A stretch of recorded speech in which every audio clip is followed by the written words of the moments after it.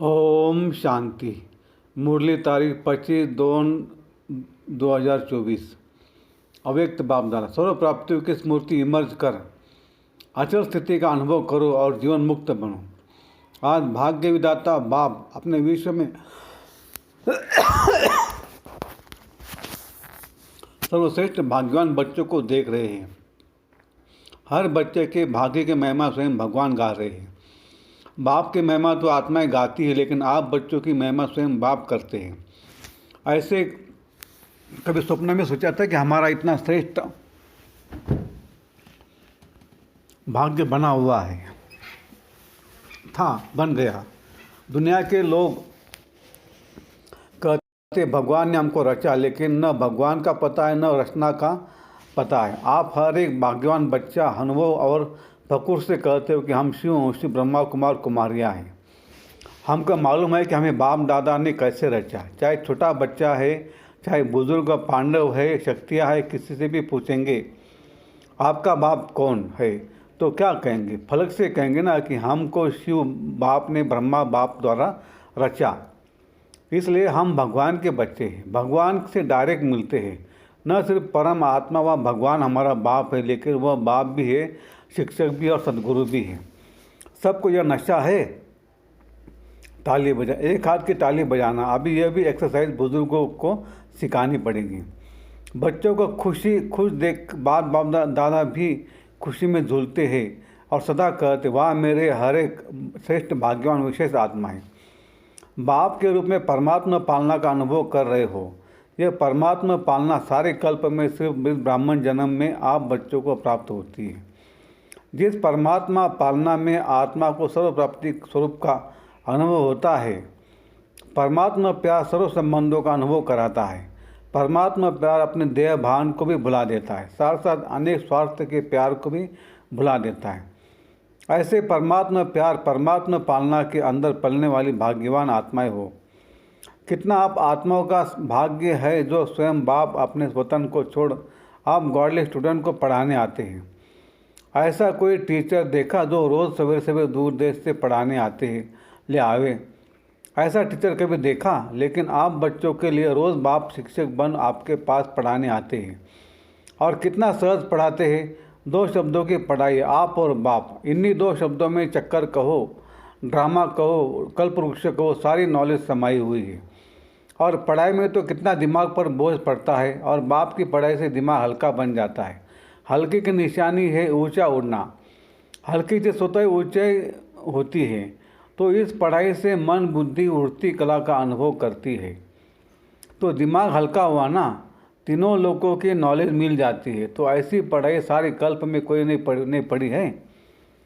कोई पढ़ाने वाला ऐसा मिला तो भाग्य है ना।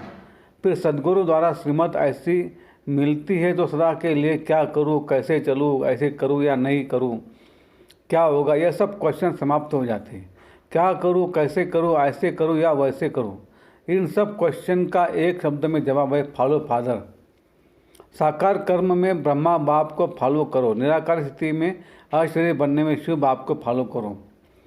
दोनों बाप और दादा को फॉलो करना अर्थात क्वेश्चन मार्क समाप्त होना व श्रीमत पर चलना। ये मुश्किल है, पूछने की आवश्यकता पड़ती है क्या? कॉपी करना है, अपना दिमाग नहीं चलाना है। बाप समान बनना अर्थात फॉलो फादर करना मुश्किल है या सहज है? सहज है ना। 30 साल वाले हाथ उठाओ। अच्छा, 30 साल में मुश्किल लगा या सहज है? अभी देखो 30 साल वालों को भी सहज लगा तो आप जो पीछे पीछे आए हो उन लोगों के लिए मुश्किल है या सहज है? सहज है ना। गर्मी के कारण सभी के हाथों में रंगी बिरंगे पंखे जो हिला रहे हैं। अच्छा है, पंखों की रिमझिम भी अच्छी लग रही है, सीन अच्छी है, नवीनता होनी चाहिए ना। तो इस ग्रुप की यह भी नवीनता है, यह भी टीवी में आ गया। अच्छा है, सभी भाग कर पहुंच गए हैं। बाप दादा भी स्नेह की मुबारक देते हैं। देखो और जो भी हद के गुरु होते हैं कितने वरदान देते हैं। ये क्या 10 ज़्यादा नहीं देते हैं, लेकिन आपको सदगुरु द्वारा रोज़ वरदान मिलता है। ऐसा गुरु कब देखा? नहीं देखा ना। आप लोगों ने ही देखा, लेकिन कल्प देखा। तो सदा अपने भाग्य की प्राप्तियों को सामने रखो, सिर्फ बुद्धि में मर्ज नहीं रखो। इमर्ज करो। मर्ज रखने के संस्कार को बदलकर इमर्ज करो। अपनी प्राप्तियों की लिस्ट सदा बुद्धि में इमर्ज रखो। जब प्राप्तियों की लिस्ट इमर्ज होगी तो किसी भी प्रकार की विघ्न वार नहीं करेगा, वह मर्ज हो जाएगा और प्राप्तियाँ इमर्ज रूप में रहेंगी। बाप दादा जब सुनते हैं कि आज किसी भी कारण से कोई बच्चे मेहनत करते हैं, युद्ध करते, योग लगाने चाहते, लेकिन लगता नहीं है, सोल कॉन्शियस के बदले बॉडी कॉन्शियस में आ जाते हैं, तो बाप दादा को अच्छा नहीं लगता। कारण क्या? अपने भाग्य की प्राप्तियाँ इमर्ज नहीं रहती, मर्ज रहती है। फिर जब कोई याद दिलाता है तो सोचने लगते हैं होना तो ऐसा चाहिए। इसलिए बहुत सहज पुरुषार्थ है, प्राप्तियों को इमर्ज रखो। जब से ब्राह्मण बने तब से अपने भाग्य को स्मृति में रखो, हलचल में नहीं आओ, अचल बनो। क्योंकि यहाँ आबू में यादगार क्या है? अचल घर है या हलचल घर? अचल घर है ना, यह किसका यादगार है? आपका यादगार है ना। तो जब भी कोई सूक्ष्म पुरुषार्थ का मार्ग मुश्किल लगे, बुद्धि ज़्यादा हलचल में हो, तो अपनी यादगार को स्मृति में लाओ। कई बार बच्चे ज्ञान के पॉइंट बोलते भी है कि मैं आत्मा हूँ, ड्रामा ये है, यह तो विघ्न है, यह तो साइड सीन है, बोलते भी रहते, लेकिन हिलते भी रहते, हिलते हिलते बोलते रहते। जब ऐसी बुद्धि बन जाए तो अचल नहीं हो सके, तो मधुबन का अचल घर यादगार रखो। याद हो, यह तो स्थूल चीज़ है ना, सूक्ष्म तो नहीं है, आंखों से देखने की चीज़ है। मेरा यादगार अचल घर है, हलचल घर नहीं है। क्योंकि बाप दादा इस वर्ष को सर्व बच्चों के प्रति मुक्ति वर्ष मनाना चाहते हैं। ऐसा नहीं हो हाथ उठवावे तो कोई भी का उठे, कोई का नहीं उठे, नहीं। सभी खुशी खुशी से हाथ की ताली बजावे, सभी बजाने लगे। चलो अभी बजा दी तो ठीक है, लेकिन ऐसे ही बाप दादा इस वर्ष के समाप्ति में इतनी ज़ोर से ताली बजाते देखे। अभी तो बजाई अच्छा है, लेकिन तब भी बजाएंगे। देखो हाथ की ताली बजा के तो खुश कर दिया, लेकिन बाप दादा नए वर्ष में जो अपना 18 जनवरी विशेष ब्रह्मा बाप के शरीर से मुक्त होने का दिन है, तो 18 जनवरी में बाप दादा फिर हाथ उठवाएगा कि मुक्ति ओर से मनाया, सिर्फ सोचा। मनाना है, सोचते तो नहीं रह गए, स्वरूप में लाया। वह सोचते सोचते लास्ट में भी सोचते रहेंगे। ये रिजल्ट बाप दादा देखने चाहते, दिखाएंगे। अच्छा याद रहेगा ना। प्राप्तियों को सामने रखो, बाप की याद के साथ बाप ने जो दिया वह भी इमर्ज करो। क्या बनाया और क्या मिला? बाप दादा इस वर्ष के बाद हर बच्चे को जीवन मुक्त स्थिति में देखने, भविष्य में जीवन मुक्त होने, लेकिन संस्कार जीवन मुक्त के अभी से इमर्ज करने हैं। और निरंतर कर्म योगी, निरंतर सहयोगी, निरंतर मुक्त आत्मा के संस्कार अभी से अनुभव में लावे। क्यों? बाप दादा ने पहले भी इशारा दिया है कि समय का परिवर्तन, आप विश्व परिवर्तन आत्माओं के लिए इंतजार कर रहा है। प्रकृति आप प्रकृतिपति आत्माओं का विजय का हार लेके आह्वान कर रही है। समय विजय का घंटा बजाने के लिए आप भविष्य राज्य अधिकारी आत्माओं को देख रहे हैं कि कब घंटा बजाएं। भक्त आत्माएं वह दिन सर याद कर रही है कि कब हमारे पूज्य देव आत्माएं हमारे ऊपर प्रसन्न हो, हमें मुक्ति का वरदान देंगी। दुखी आत्माएं पुकार रही है कि कब दुख हरता सुख करता आत्माएं प्रत्यक्ष होंगी। इसलिए यह सब आपके लिए इंतजार व आह्वान कर रहे हैं। इसलिए हे रहमदिल विश्व कल्याणकारी आत्माएं, अभी इन्हों के इंतज़ार को समाप्त करो। आपके लिए सब रुके हैं, आप सब मुक्त हो जाओ तो सर्व आत्माएं प्रकृति भगत मुक्त हो जाए। तो मुक्त बनो, मुक्ति का दान देने वाले मास्टर दाता बनो। अबे विश्व परिवर्तन की जिम्मेवारी के ताजधारी आत्माएं बनो। जिम्मेवार हो ना, बाप के साथ मददगार हो। क्या आपको रहम नहीं आता? दिल में दुख के विलाप महसूस नहीं होते हैं? हे विश्व परिवर्तक आत्माएं, अभी अपनी जिम्मेवारी का ताजपोशी मनाओ। बाप दादा ने पहले भी कहा, 100 हिमालय जितने बड़े से बड़े विघ्न भी आ जाए तो भी हटेंगे नहीं, हार नहीं खाएंगे। ताजपोशी मुक्ति वर्ष अवश्य मनाएंगे। बाप दादा रोज चार्ट देखेगा।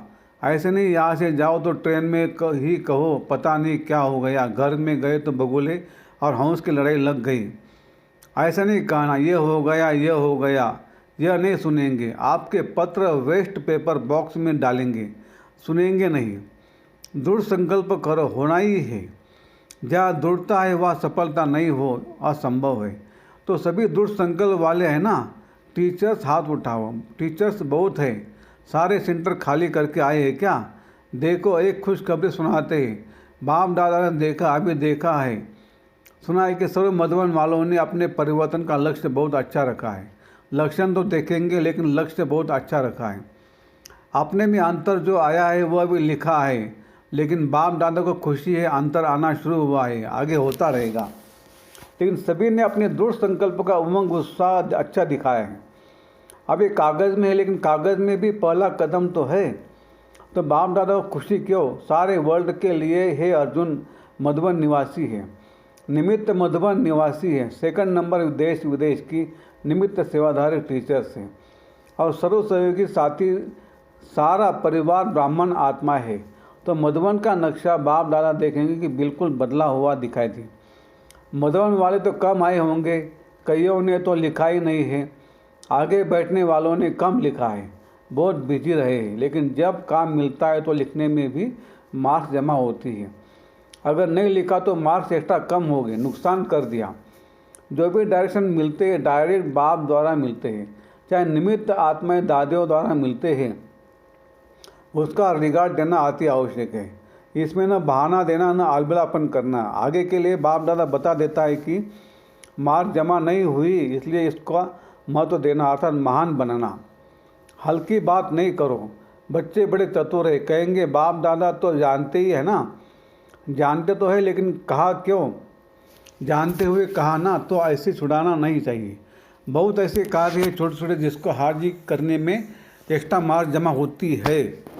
कई ऐसे स्टूडेंट जो किसी भी पास्ट के संस्कार के वह बहुत अच्छी उमंग उत्साह में बढ़ते हैं, लेकिन कोई न कोई सुनहरी धागा, बहुत महीन धागा उनको आगे बढ़ने नहीं देता। वह समझते भी है कि यह महीन धागा रहा हुआ है, लेकिन ही कहेंगे। लेकिन ऐसे भी पुरुषार्थ ये जो छोटी छोटी कॉमन बातों में हाजिर करने से मार्क्स ले लेते हैं, और हो सकता है कि वह थोड़े थोड़े मार्क्स इकट्ठे होते हुए भी वह आगे भी निकल सकते हैं। ऐसे भी बाप दादा के पास एग्जाम्पल के रूप में है। इसलिए सहज तरीका है, छोटी छोटी हाजिर करने में मार्क्स जमा करते जाओ, कट नहीं करो, जमा करो। बाकी बाप दादा ने देखा मेजॉरिटी ने अपना उमंग उत्साह अच्छा दिखाया है। इसलिए दृढ़ संकल्प के लिए विशेष उन मधुबन निवासी बच्चों को बाप दादा हाजिर करने की मुबारक देते हैं। याद प्यार भी दे रहे हैं, लाख लाख गुना याद प्यार दे रहे। क्यों? मधुबन है बाप दादा के प्रत्यक्ष स्वरूप को प्रत्यक्ष करने का शीश महल। तो एक बात की तो खुशी है, अभी कागज़ में आया हुआ है, कर्म में लाना ही है, ठीक है ना? अच्छा, मुबारक हो। अभी अगर आप सभी को अचानक डायरेक्शन मिले कि अभी अभी अशरीरी बन जाओ, तो बन सकते हो कि हलचल होगी। क्यों? लास्ट समय का यही अभ्यास पास उदाहरण बनाएगा। तो अभी बाप दादा भी कहते हैं कि एक सेकंड में सब बातों को किनारे छोड़ अशरीरी भव। अच्छा, चारों ओर के अति श्रेष्ठ भाग्यवान परमात्मा पालना के अधिकारी आत्माएं, परमात्मा पढ़ाई के अधिकारी, परमात्मा सद्गुरु के वरदानों के अधिकारी, सदा दृढ़ता द्वारा सफलता के अधिकारी, सदा अखंड योगी, अचल योगी, सदा विश्व परिवर्तन की जिम्मेवारी के ताजधारी, सदा सर्व प्राप्तियों को इमर्ज रूप में अनुभव करने वाले ऐसे विशेष आत्माओं को बाप दादा का याद प्यार और नमस्ते। अभी मुक्ति वर्ष में नंबर 1 मधुबन निवासी, ठीक है? हो सकता है या मुश्किल है? हाँ जी, तो फिर तो बाप दादा मधुबन वालों को भी गोल्डन बैज देगा। मधुबन वालों को बैज देना है और सभी को दिया है। मधुबन वालों को मुक्ति वर्ष की प्राइज देंगे, अच्छा बैज देंगे आपको। अच्छा, वरदान ब्राह्मण जीवन में एक बाप को अपना संसार बनाने वाले स्वतः और सहयोगी भव। ब्राह्मण जीवन में सभी बच्चों का वायदा है, एक बाप दूसरा न कोई। जब संसारी बाप है, दूसरा कोई है ही नहीं, तो स्वतः और सहयोगी स्थिति सदा रहेगी। अगर दूसरा कोई है तो मेहनत करनी पड़ती है, या बुद्धि न जाए वहाँ जाए, लेकिन एक बाप ही सब कुछ है तो बुद्धि कहाँ जा नहीं सकती। ऐसे सहयोगी सहज स्वराज्य अधिकारी बन जाते हैं।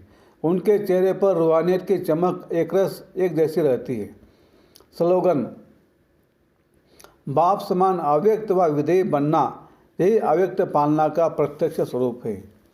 अच्छा, ओम शांति शांति शांति। शुक्रिया बाबा, शुक्रिया आपका, लाख लाख शुक्रिया। Thank you.